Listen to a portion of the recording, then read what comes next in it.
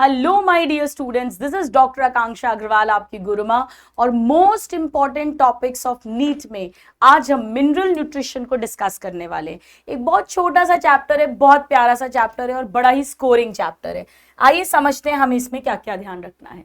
सबसे पहले students, mineral nutrition के अंडर ऑफ कोर्स हमें क्या आना चाहिए, आप सब जानते हैं, असेंशियल मिनरल एलिमेंट्स की बात आनी चाहिए।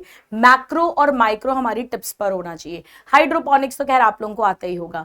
मैक्रो और माइक्रो हमारी ट्रिक हो सकती है। जैसे मैक्रो एलिमेंट्स की अगर मैं बात बताऊं, जिनका मॉलिक्यूलर वेट 10 मिलीमोल पर केजी ड्राई वेट से ज्यादा होगा, तो इसमें हमारी ट्रिक है पीके। पीके आया था ना हमारी पृथ्वी पर, पीके का कौन सा यानी सल्फर, मग यानी mg।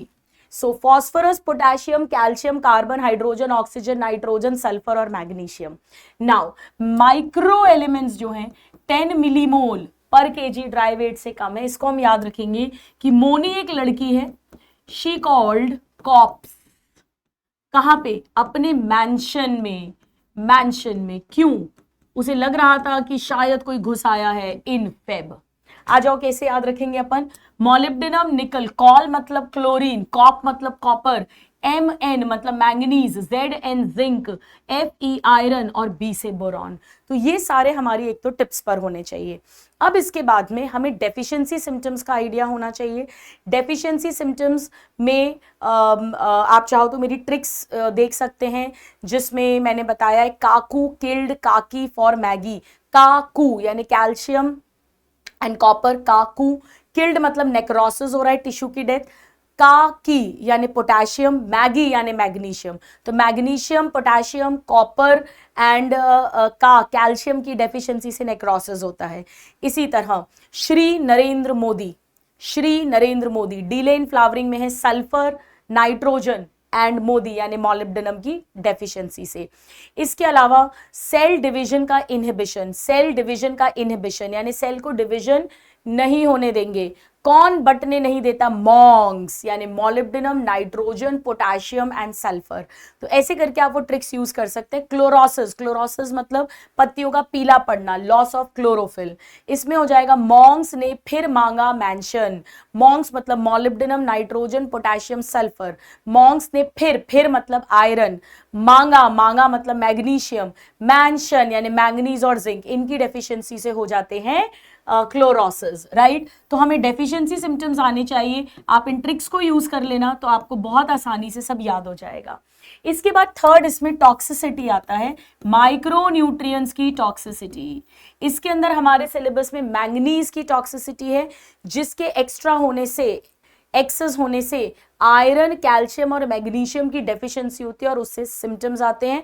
सिम्टम्स हम जानते हैं, brown spots, chlorotic veins etcetera. Now यहां पर इसके बाद में आ जाते हैं जितने भी फंक्शंस हैं, न्यूट्रिएंट्स के फंक्शंस। अब ये बहुत मजेदार है, काफी कुछ तो आप जानते हैं। इनमें से सबसे इंपॉर्टेंट, जैसे नाइट्रोजन हम जानते हैं क्लोरोफिल का पार्ट है, डीएनए, आरएनए, प्रोटीन सब में नाइट्रोजन होगा, ये बहुत इंपॉर्टेंट है। इसके बाद मैंगनीज पे बहुत क्वेश्चन आता है, स्प्लिटिंग ऑफ वाटर, फोटोलिसिस में यूज होता है। इसके अलावा क्लोरीन भी वहां यूज होगा। कॉपर और आयरन रेडॉक्स रिएक्शंस में यूज होंगे, हम जानते हैं। सल्फर पे बहुत क्वेश्चन आता है कि cysteine, methionine, sulphur, amino acids में सल्फर होता है। साइटोक्रोम्स में आयरन और कॉपर होगा, ये आता है। देन ये मोस्ट इंपॉर्टेंट है जो मैं बता रही हूँ। बोरॉन पोलन जर्मिनेशन में रोल होता है।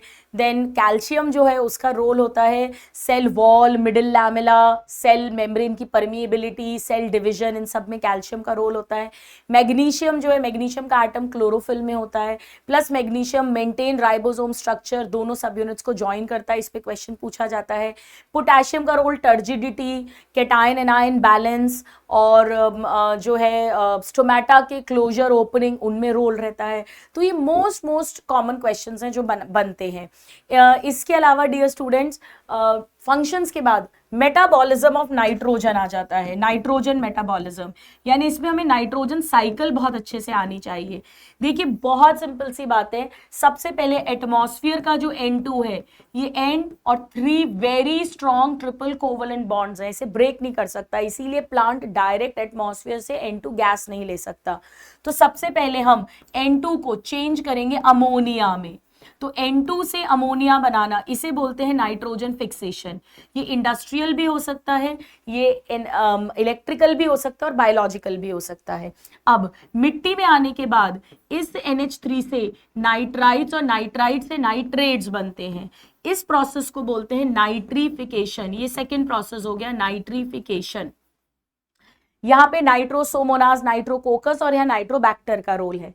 अब नाइट्रेट एब्जॉर्ब करे प्लांट्स ने, प्लांट से पहुंचे एनिमल्स में, और जब ये दोनों मरेंगे, जब इन दोनों की डेथ होगी, डेथ, तो ये पहुंच जाएंगे डीकंपोजर्स की बॉडी में, डीकंपोजर्स के पास में, ठीक है। यानी कि एटमॉस्फेयर में N2 है, सॉइल में नाइट्रोजन है, और पेड़, जानवर और मरे हुए यानी कि डीकेइंग बायोमास जो है, लिविंग एंड डीकेइंग बायोमास में नाइट्रोजन है, ये 3 नाइट्रोजन के पूल्स है। अब यहाँ पे डिकम्पोजिशन जब होगा तो यहाँ पे जो भी ऑर्गेनिक यानी प्रोटीन्स वगैरह हैं ऑर्गेनिक, उनसे वापस अमोनिया बनाएंगे, इसे अमोनिफिकेशन कहते हैं, अमोनिफिकेशन, अमोनिफिकेशन, ठीक है। तो जो मिट्टी से लिया मिट्टी में वापस दे दिया, लेकिन जो एटमॉस्फेयर से दिया उसे भी तो वापस देना है, तो नाइट्रेट से वापस N2 बनता है, इसे डीनाइट्रीफिकेशन कहते हैं। सूडोमोनास एंड थायोबैसिलस डीनाइट्रिफिकेंस बैक्टीरिया का वहां पे रोल होता है। इतना हमें आना चाहिए। अब ये जो नाइट्रेट पेड़ों की बॉडी में गया, ये नाइट्रेट से नाइट्राइट, नाइट्राइट से अमोनिया बनता है, पर अमोनिया जहरीली है, प्रोटॉन जुड़ता है तो अमोनियम आयन बनते हैं, वो भी जहरीले हैं। तो अब हमें अमोनियम आयन से फटाफट से अमीनो एसिड का फॉर्मेशन करना रहेगा, यानी अमोनिया की किस्मत, अमीनो एसिड फॉर्मेशन। इसमें 2 स्टेप्स लगेंगे। पहला रिडक्टिव एमिनेशन, हम जानते हैं रिडक्टिव एमिनेशन, मैं शॉर्ट में बता देती हूं।